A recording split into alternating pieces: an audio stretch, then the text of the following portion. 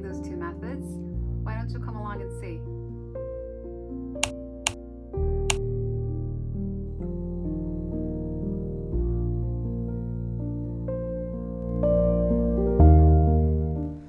I'm using wax to mask the part of the cloth that I don't want to have painted.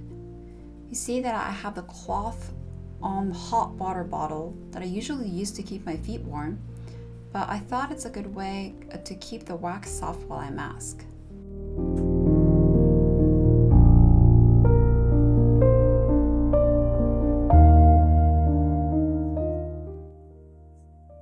The artwork that I placed on the left is a piece that I made a month ago. I want this new piece to be in the same scene, so the girls are sitting facing each other.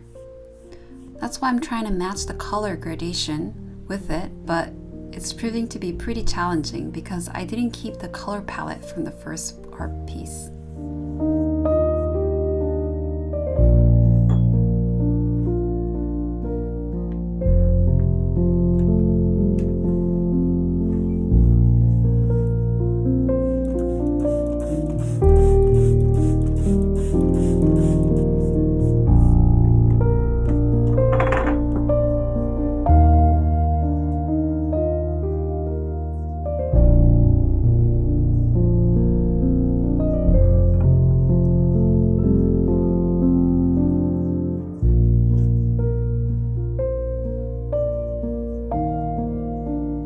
You can see that the part that I masked does not soak the paint.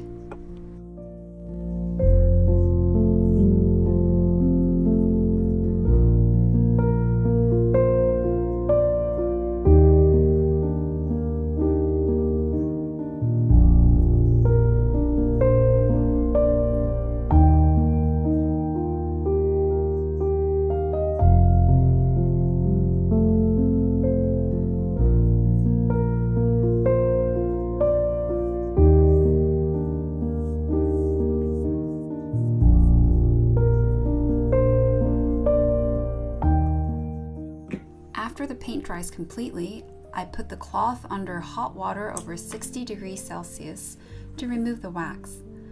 Then I will dry overnight to work on the embroidery, hopefully the next day. So this is the result. I have a few versions. This one, there's a little bit of remainder, but I think it's really clean, the lines. Then this one, I messed up here, but it's actually the picture itself stops here, and this part is a little blurry. So I think this one is better, although the color is a little light. I'm trying to achieve two things. I'm trying to match it with this background, as well as improve upon the technique. This is the third one I did. It somehow didn't mask over here. To trace the line drawing onto the cloth, I use natural light to match up the background and the line drawing. I use Clover's charcoal paper between the cloth and the draft paper. Then I trace with my tracing pen.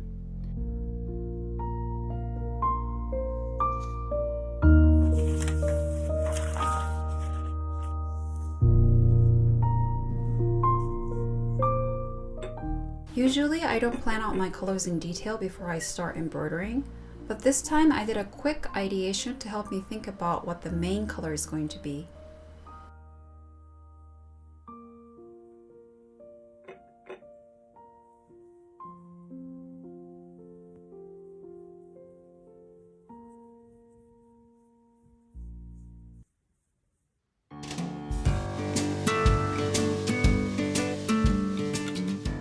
Here I'm coloring the foreground. I'm still figuring out the right consistency of paint so it doesn't bleed, but it also won't stiffen the cloth.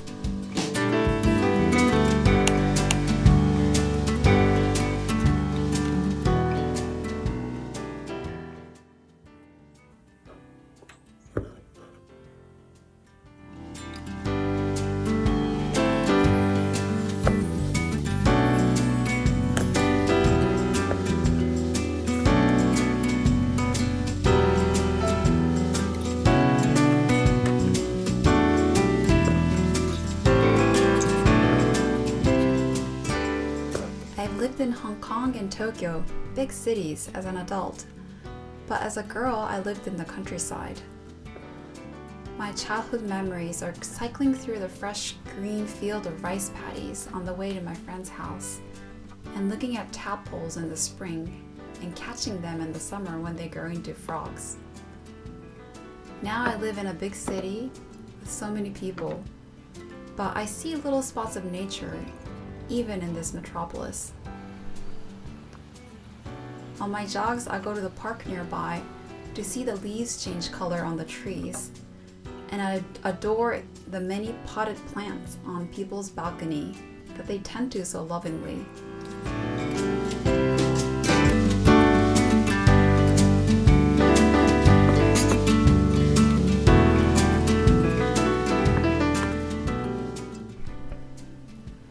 Also, when we think about wildlife in Tokyo, birds come to mind. I'm especially fond of the ducks that make their home in the ponds and the fountains in the park. The one in this artwork is called Eastern Spot-billed duck. The characteristic of this species is that they stay in Japan all year round. Female and male look alike, and the tip of their beak is yellow.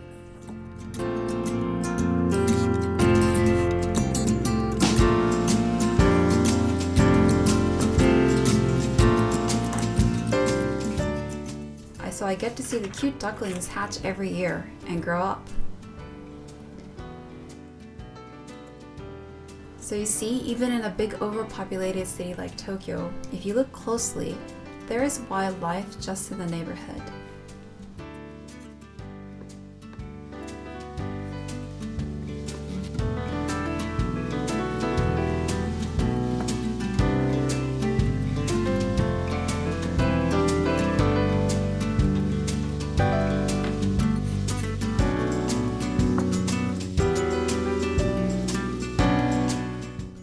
Making consecutive pieces of artwork that, when they're placed next to each other, complete one scene was done in Ukiyoe. I always like the idea, so I'm applying the concept here.